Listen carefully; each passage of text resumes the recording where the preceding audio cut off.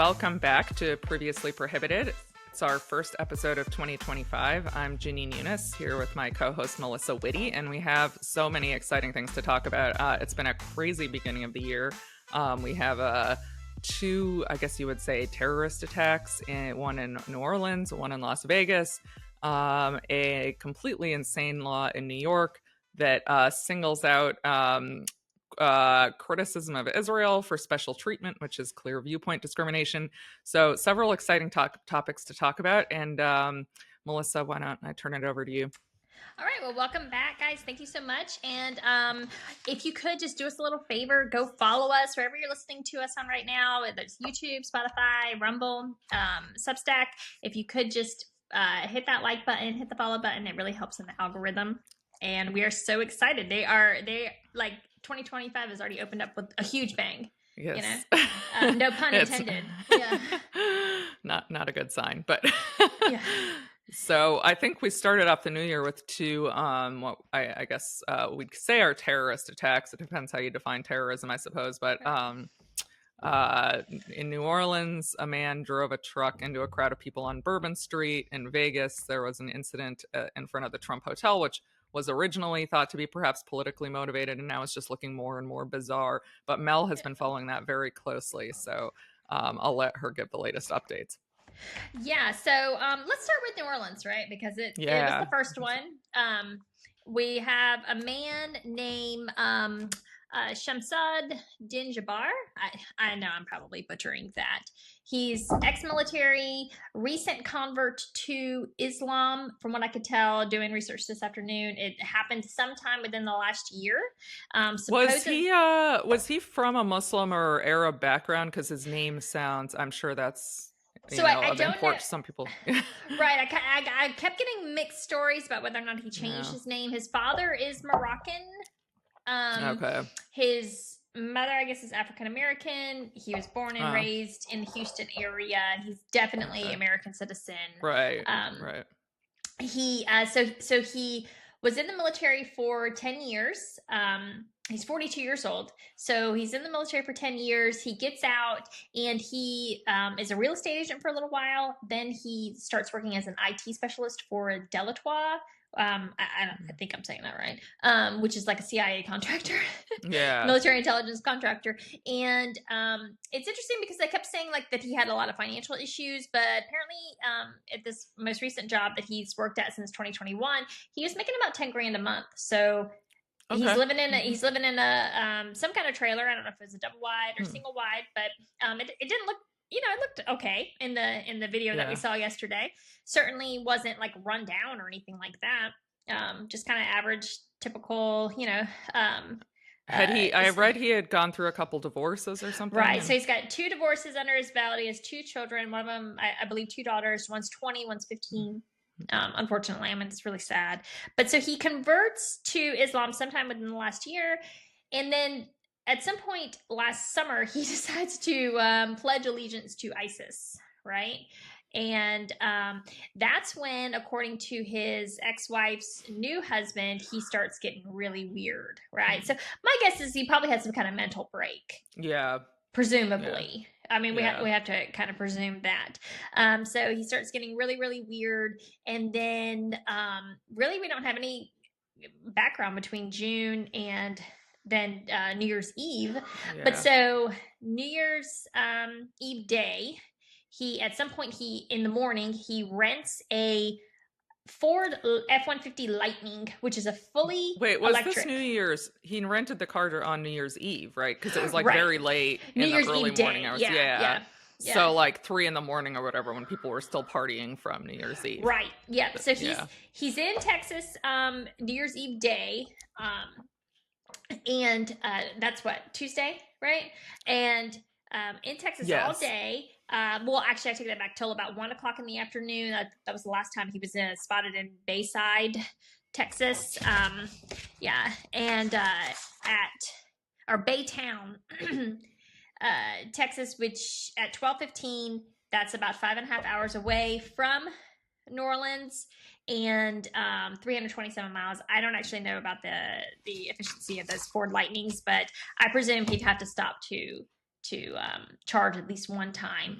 That's important because something that really struck me odd about this whole case was that he gets an Airbnb when he gets to New Orleans, supposedly, because we're told because it burns down later on that night at some point.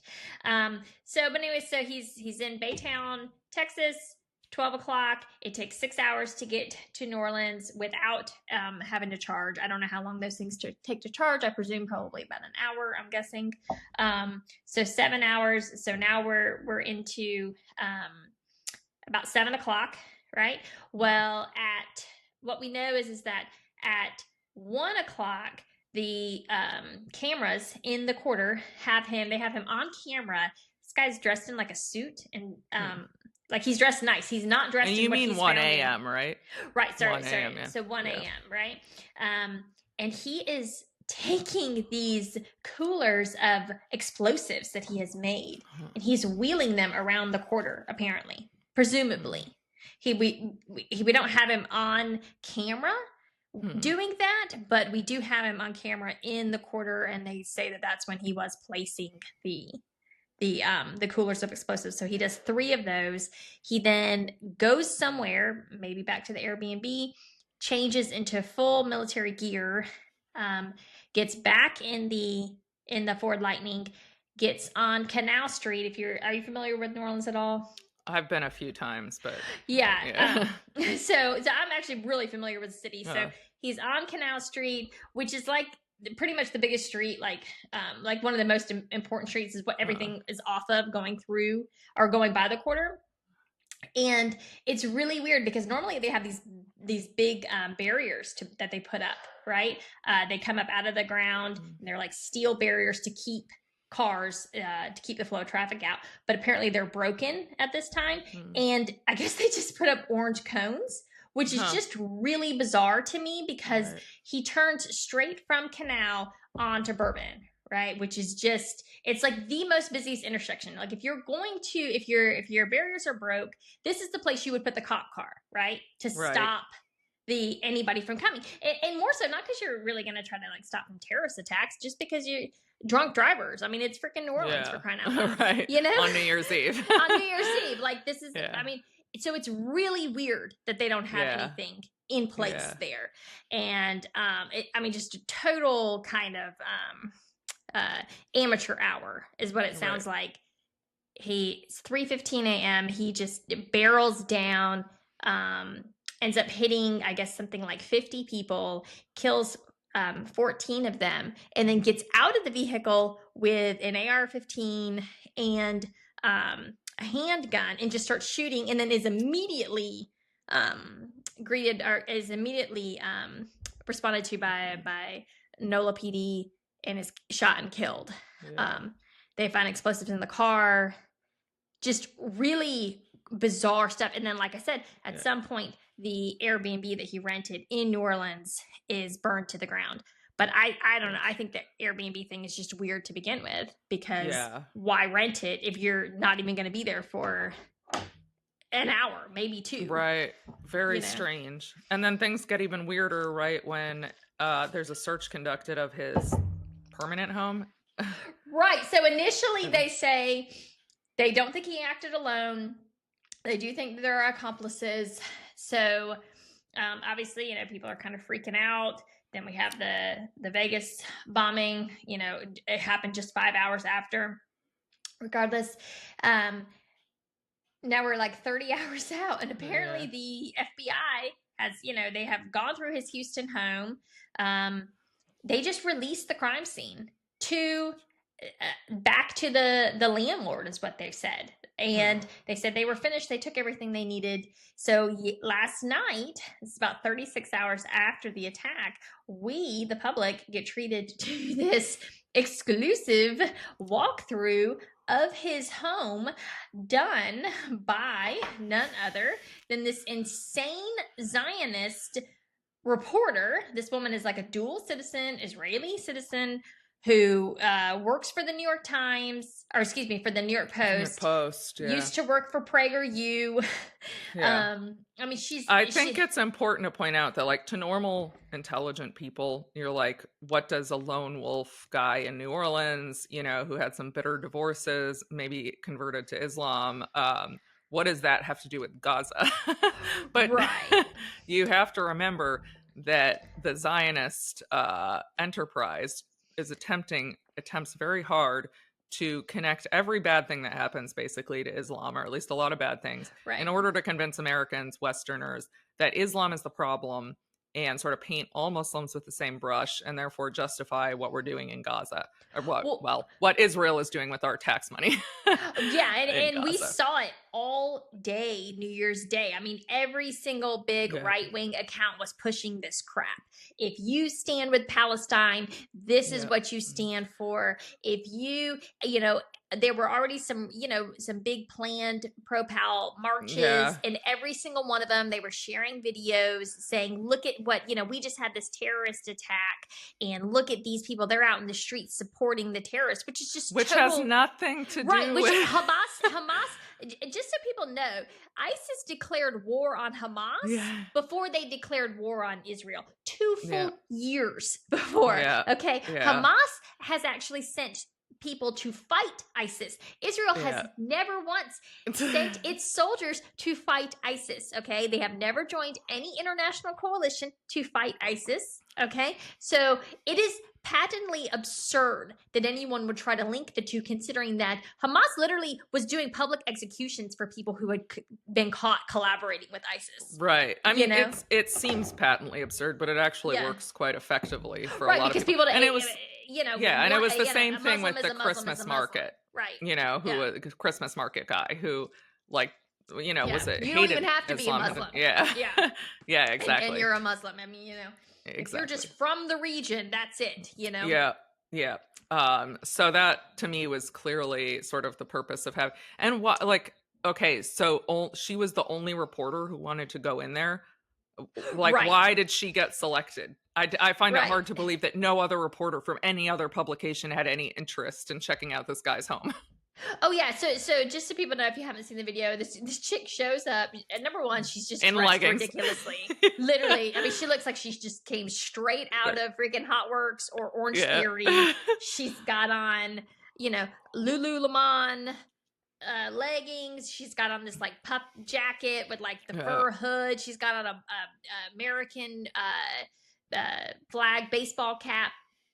And she's just walking through. It's the whole thing is ridiculous, but she starts walking through, and of course, number one, the first thing I think you notice is that if you've ever seen a house that's actually been tossed by the cops, and tossed, like, not even like, just like a normal toss, like not a, hey, I just committed a freaking terrorist attack toss, This is, I mean, I know you've seen it. I've certainly seen it in discovery photos and whatnot, people's homes being tossed, and it is not pretty. And this house was remarkably, I mean, the cupboards are open, but and she kept saying, like, it's it's messy, It's just like she was trying to convince viewers that it was messy, even though it wasn't for what it was.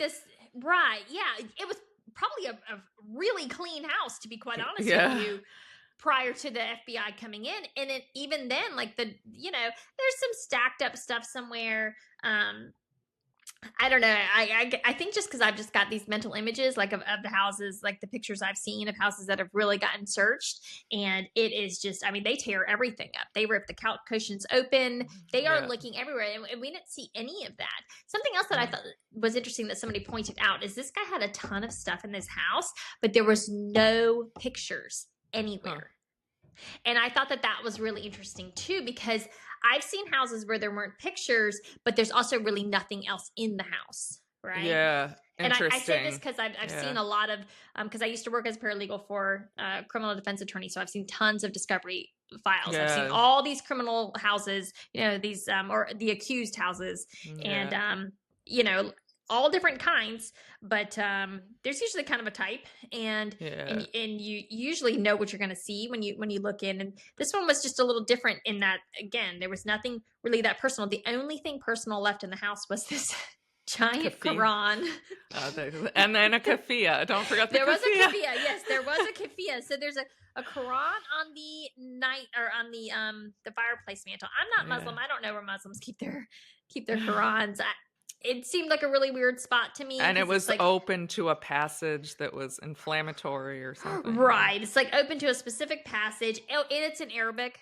And Yeah. I was really, I was like, what, did he just like, convert to Islam, and you're like immediately blessed with the ability to read As Arabic? someone who's tried to learn Arabic, I can tell you it's not easy. I never managed to do it. And also, as a former criminal defense attorney, I've never seen police like turn over a crime scene to reporters 36 hours, especially not even something like a robbery, a run-of-the-mill robbery or something. And here we're talking about like some kind of supposed terrorist act, possibly with more people involved. Right. And at they're this time, letting reporters go through it. That's just something is very off here. 36 hours out. And not only that, they didn't take the monitors. Looks like they left some hard drives, which is it's unheard of. I'm sorry. It just would not have happened. They would have taken all of that. They left there were USB sticks still sitting out on the guy's desk. Then she brings us into this. So after we see the Quran and everything, which is already weird, then we go in, we see the closet. In the closet, there's a kafia, like very prominently, and she makes sure that we see that, which again is just weird. I get it. They wear kafias. They're trying to link it to the pro-Palestine. Yeah. And then we go into his chemical workshop. And again, you would think every single thing in there would have been confiscated. All of it, right? All of the powders. We've got boxes of like Arm & Hammer, baking soda, stuff like that out. All of that should have been taken. They don't know. I mean, I guess they could have brought their mobile lab out there, but I doubt it. They would have just taken all of that. And I can say that with 100% certainty. It was so amazing. So I made a thread or a post about this. I was a little bit, I'm not gonna lie, I had a little bit of drink when I made that post. You can tell I was a little angry at the end there, but I was surprised it actually took off like it did. But was that the one where you said like you want your money back? Yeah. That was a great post. F you, I want a refund. All right. This is terrible. It's bullshit. It is. It was all of it was BS from beginning to end. I was so annoyed because it was just such an insult to our intelligence. But I couldn't believe I probably had 50 different law enforcement people responding saying, I've been in law enforcement my whole life. I've never seen this crime scene like this. What the hell is going on? Yeah. Do you have a theory?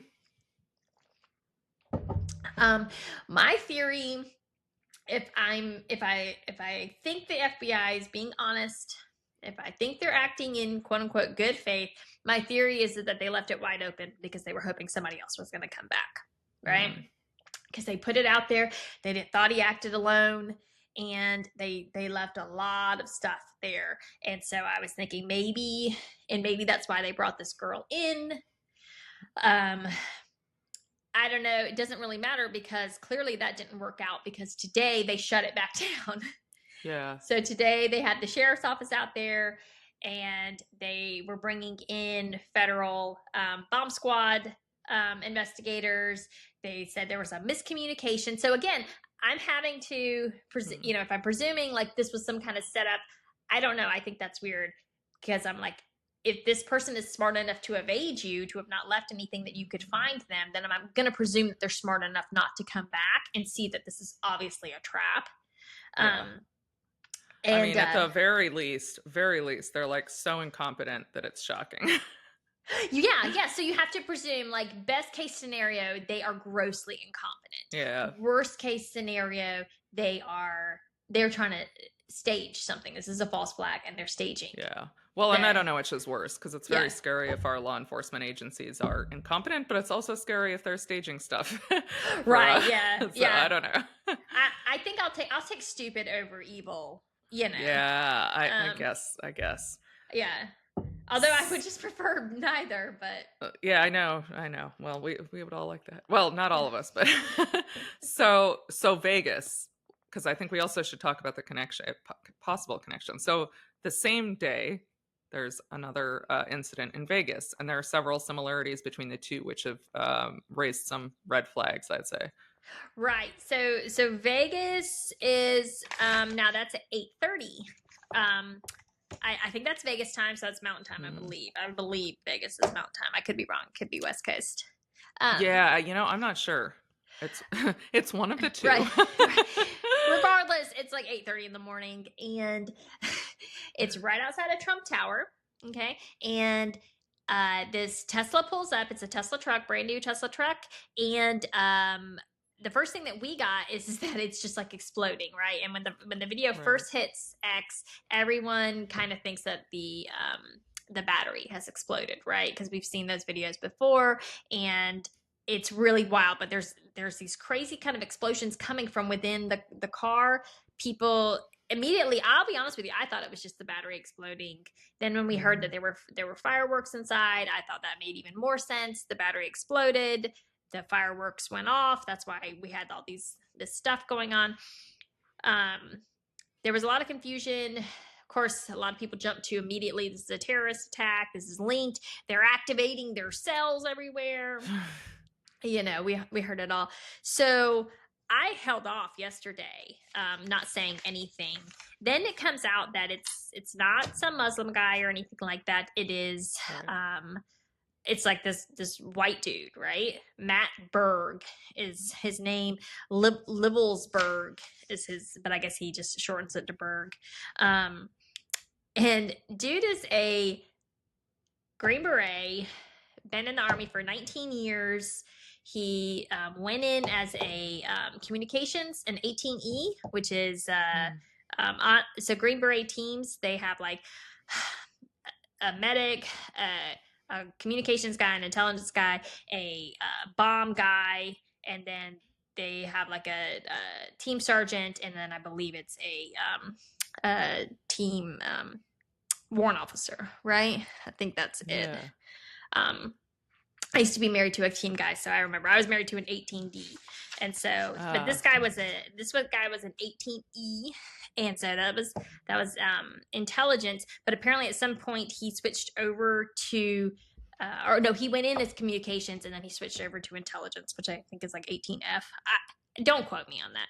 Anyways, dude's been in SF for a long time. He's got several deployments under his belt. He just got promoted to team sergeant, which is a big deal if you're in group to get to be the team sergeant. It's pretty much the pinnacle for a group guy like that. And just had a baby, right? Just had a baby in September. And so all of this comes out, and it's very, very weird. So then what leaks is that he had actually been shot in the head before his before the car exploded. And we just found this out, right? We just found this out, I guess, yesterday afternoon. Okay. Yesterday afternoon, that's when that came out. Dude had been shot in the head. Then, now what's breaking is that so the question was, did he shoot himself in the head and then somehow like set up a detonation? Or did someone kill him and then use the self-drive on the Tesla to drive it in front of Trump Towers and then detonate it? So weird. It's very weird. It's a weird setup, like the quote unquote bomb that was inside, because apparently everybody that knew this guy said he would know how to make a bomb, because the Tesla truck ended up like containing pretty much all of it, right? Of course, all of the Elon fanboys and girls were, glazing Elon all day yesterday. Oh, you made like the best car ever. Look, you made the bomb. The terrorists were too dumb. Oh yeah, I saw that. And there were all these. So the weird similarities were like both guys had served at Fort Bragg, or had been at Fort Bragg. They were both driving the same kind of car. They both used the same kind of app, or the same app. Was that so they both used fully electric trucks. Yeah. Which, I mean, I don't know, but they both rented them off of this app that I've never even heard of. Yeah, I hadn't heard of it either. Yeah. It's not Temu. It's like Tepo or something like that. Yeah. I don't know. But yeah, they just rented these trucks. So right before we came on, the next thing to come out, most recent thing, which is really, this is really, really weird, is that so a couple days, I guess, or the day of that, this guy, kills himself. Because this guy, I guess, it exploded 8:30 on January 1st, right? He sent an email to someone that I don't know. It's like some guy that has an account on X. I guess maybe he's like an SF guy or is a former SF guy. I don't quite know for sure. Sent him an email, and we can put it up. I think Janine's gonna add it up, but it basically goes into if you give me 2 seconds.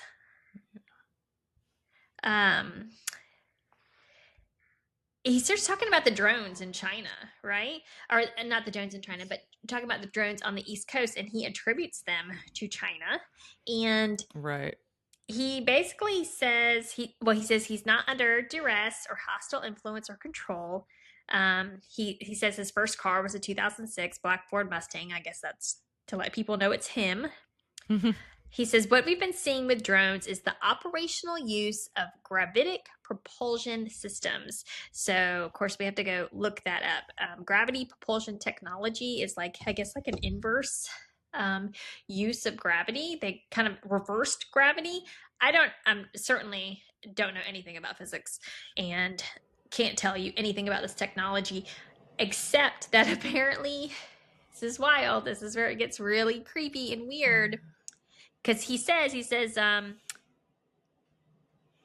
that they're using these drones on the East Coast to demonstrate that China is doing this to demonstrate their capabilities, that only China and the U.S. have this technology, and we've had it for years, right? Huh.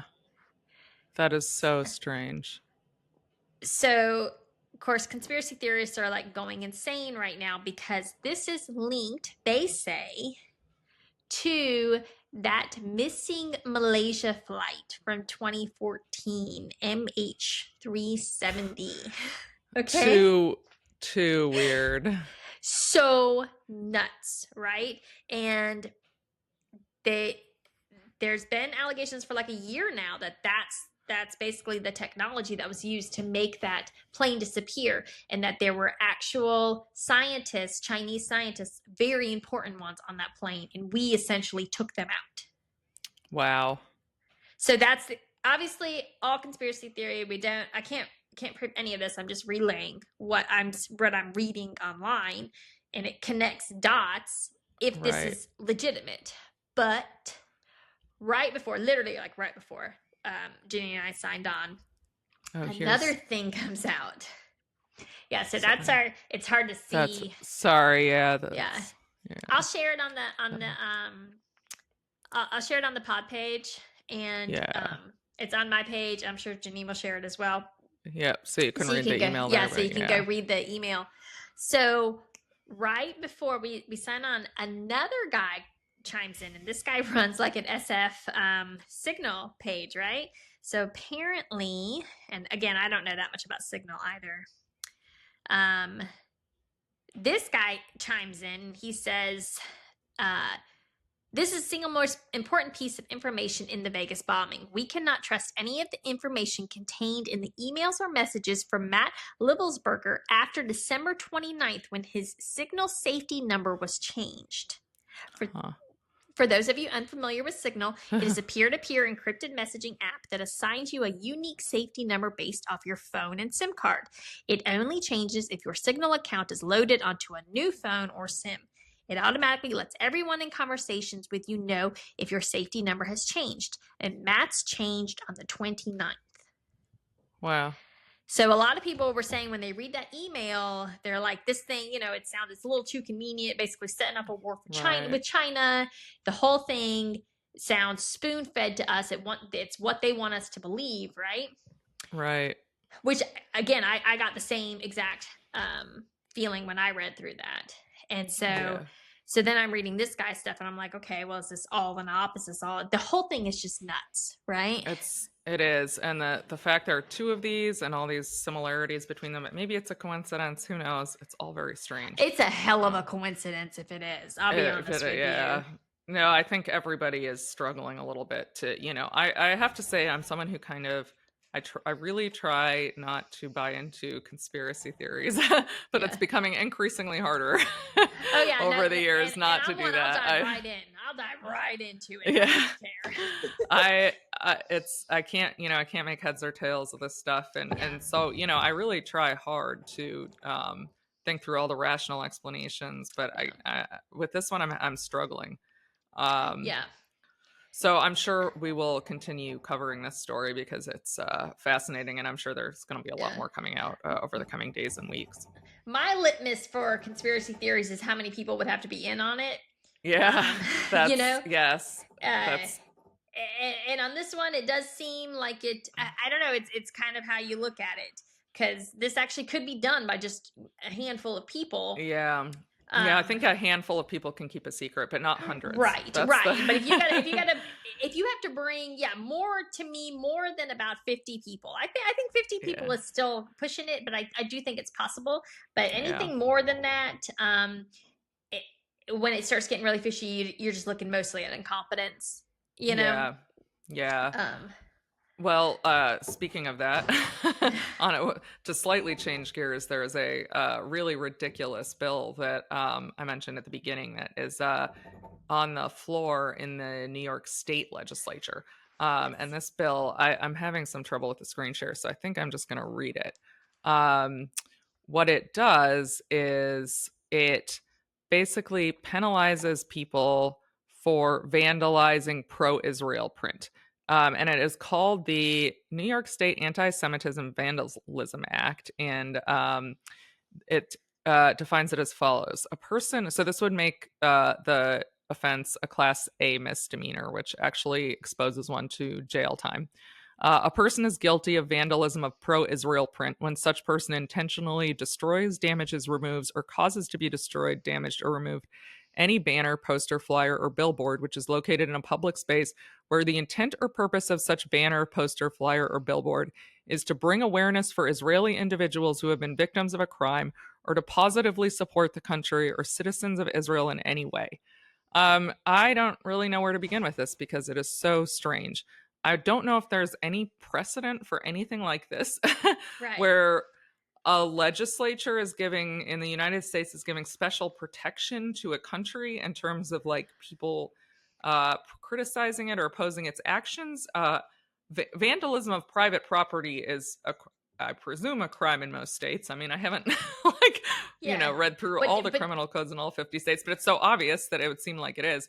So there's really no need to do this except to try to give some kind of special protection or really chill, I think, pro-Palestine activism.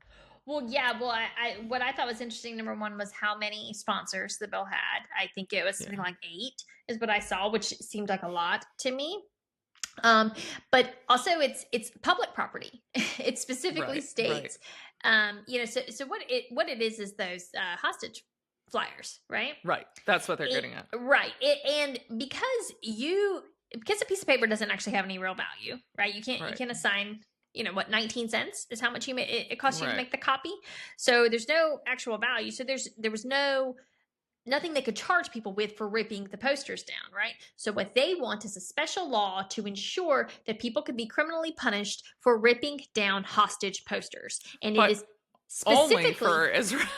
right. Well, what's really wild is the wording on that bill is it Yeah. specifically says, because it's actually a protection for Anti-Semitism. Right? well Or for against. hold on, specifically, let me read it because this was so wild to me. It says flyer or billboard which is located in a public space where the intent or purpose of such banner, poster, flyer, or billboard is to bring awareness for Israeli individuals Yeah. who have been victims of a crime or to positively support the country or citizens of Israel in any way. Yeah. That is freaking nuts. Insane. I mean, first of all, we, in case people forgot, we live in America, not Israel. And also, you couldn't have this law about America because ever. it would be a First Amendment issue.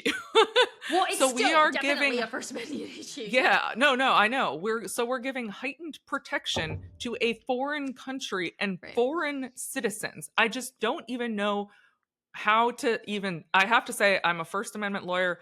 That's that's the second part of my career. I don't even know how to talk about this insanity because I've never seen or heard anything like it. Right. Yeah. I mean, what you can see actually is the power of the New York Israeli lobby, and of course, is the Jewish lobby as well, because they have taken a really a leading role in this. In that, and of course, they're linking this to straight up: if you tear down hostage propaganda flyers, and of course that is what they are, it is war propaganda, whether you want to describe it as that or not. That is by definition what those hostage posters are, because there are no hostages in America.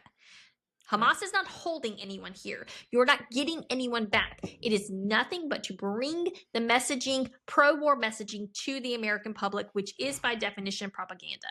Okay. Yeah. And they want, carte blanche to be able to put up a foreign country's war propaganda in America with special protection under the law. Insane. It is, I mean, absolutely insane. The lawyer in me hopes they pass this just so I can take part in breaking it down. Yeah. Do you know, I have to say, I haven't spent that much time contemplating what exactly has to happen in New York State for a bill to pass. Do you know if it's likely to get the votes it needs? So it just says it's going to committee now. So it says read twice and ordered printed, and when printed to be committed to the Committee on Codes. So I'm guessing it's probably similar to what we would see in the Congress, going to go to the Codes Committee, whatnot. If it makes it out of the Codes Committee, it'll have to go through a normal vote.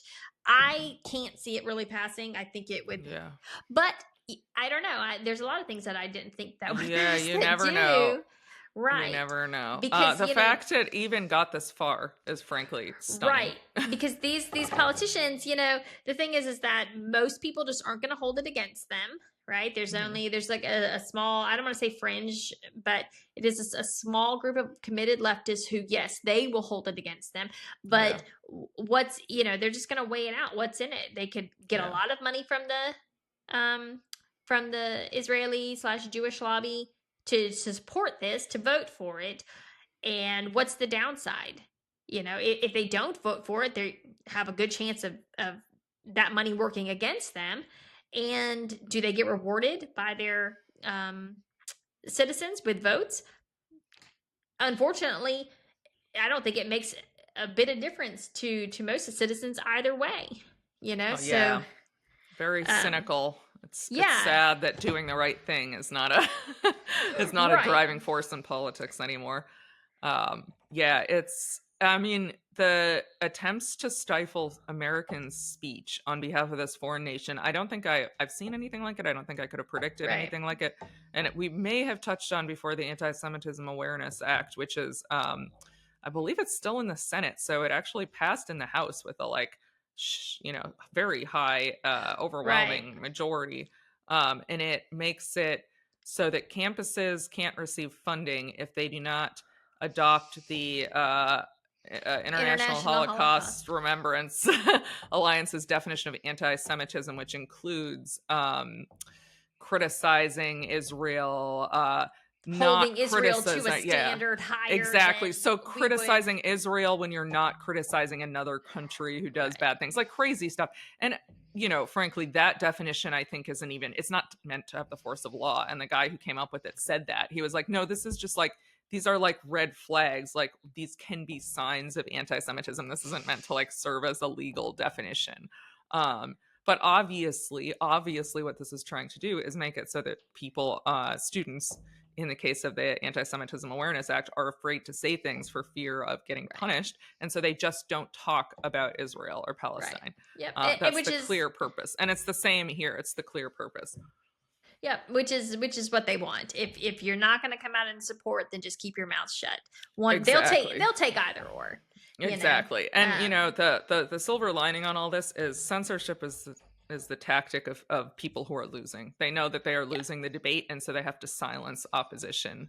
Yeah. And so I hope, I hope in the end that that's what's going on. Yeah, we saw it. We saw it on X last week when certain persons were losing their debate. They started taking blue checks away. They started, taking subscriptions away from people. Of course, they try to say, free speech doesn't mean you have a right to get paid for it. That people need to understand that this is Be exactly careful. how censorship. We don't want to get downgraded. Right. Exactly. Yeah. I know, but well, that it's person who very we will powerful. not. I know that person who we will not name has, in my opinion, lost all credibility because, there was a time I thought that he had some good things to offer. I'm not like a huge fan of our free speech being reliant on a billionaire, but Right. I thought perhaps he had the right idea. And the more I've seen the last few weeks, I'm just like, what? Uh, like you clearly don't actually have principles, and you're kind of crazy. So. Right. Well, I just think you don't have good kind of conflict resolution skills, and so you resort to what people who don't have those skills do, which is you just shut everything down. Right? That's right. You when you losing the debate, instead of just taking a step back and say, you know what, I need to reevaluate my position. I'm a little too heated right now to continue having this talk. Because that's the man up. Everybody can appreciate that. It's always Yeah. bizarre to me when I deal with adults who don't know how to do that, because I'm like, it's actually so rare in this world to just to say, hey, maybe I'm wrong. I don't know. Yeah. I need to look at it again. That people will give you so much grace. It's Yeah. crazy, and Yeah. they're always refreshed that you might even be willing to change your mind. That Yeah. they will give you a lot of grace, and it would have just ended there. It would have been fine, but no, he didn't do that. In fact, he just went balls to the wall in the other direction and started flexing his power. And I don't know. We'll see where it all goes, but I can tell you this, that there were a lot of people saying you don't have a right to get paid for your hate speech or whatnot. I'm like, the thing is that that's how censorship starts. It's exactly how it started on YouTube. They just started demonetizing people in about 2018. That's when they really started demonetizing people. And then, what do you know? By 2020, they just started shutting the speech down altogether. Right. Right. And this is exactly, the money gets you hooked to say what they want you to say. Absolutely. And for a couple of sort of legal points there. So people often say, well, you don't have a right to receive federal funds. Like a college doesn't have a right to receive federal funds. But the Supreme Court has been very clear that conditioning money on suppression of certain viewpoints is unconstitutional. And that's, of course, very reasonable. If we want to live in a society where viewpoints are debated instead of censored, it makes sense that recipients of federal funds can't, those funds can't be conditioned on censorship. And likewise, yes, Elon Musk and whoever owns Facebook now, I can't even remember, Mark Zuckerberg. Yeah. Yes, they're not subject to the First Amendment. Technically, they're private companies. But, Elon Musk has claimed to be a free speech warrior and presented himself as buying Twitter in order to make it a free speech platform. So first of all, he's showing that he's not abiding by his promise to American, or to the world. Actually, it's not just Americans. And also, yes, legally speaking, you don't have a First Amendment right to say what you want on Twitter or Facebook, but in the spirit of free debate, that should be the case. And I think, frankly, we all know that the framers of the Constitution in the 1700s could never have envisioned that a few very rich men would be able to control speech in the digital age. So I don't know exactly what we do about that. Probably a topic for another day. I don't know what they would have done about digital speech, but I know with 100% certainty that what they would have done to these people who prioritize a foreign nation over our own, I know exactly how they would have handled that business. I can assure you. I think, I'm not going to say it because I don't want us to get flagged, but everybody knows how traitors should be treated. And so I think that they are rolling over in their graves every time our lawmakers try to pass these ridiculous bills. I mean, when they look at Congress, I mean, if they could see Congress now, I can't even imagine what they think. It's just so shameful. It's completely insane. I mean, looking at these representatives' Twitter accounts, and it's just Israel, Israel, Israel, Israel, Israel. I mean, I'm sorry, who do you represent? I thought we were living in America, but our politicians seem to have forgotten that. So. Yep, but I think that's about it. So we're gonna monitor all of these things, all of this stuff. I think we're gonna try to shoot something again on Sunday night, get it to you on Monday when we have a follow up on all of the craziness that's going on. But definitely keeping track. I'm gonna try to get to the bottom of this gravitational technology, gravity propulsion tech, and figure out what in the world it had to do with MH370. There's a guy on Twitter, if you follow him, or if you don't follow him, go follow him. His name is Ashton Cooper. This guy's like some kind of engineer, kind of got roped into this. We should have him on. You know, I'm gonna send Ashton a message and see if he can dumb it down for me. I'm gonna tell him to give me Ashton on. Yeah, see if he wants to come on Sunday night. Yeah, and see if he can explain this to us, because he is a really cool guy and he's really, really nice. And so I'll see if I can get him on. So, all right. Right. Thank you so much, everyone, and see you next time. Thanks, guys.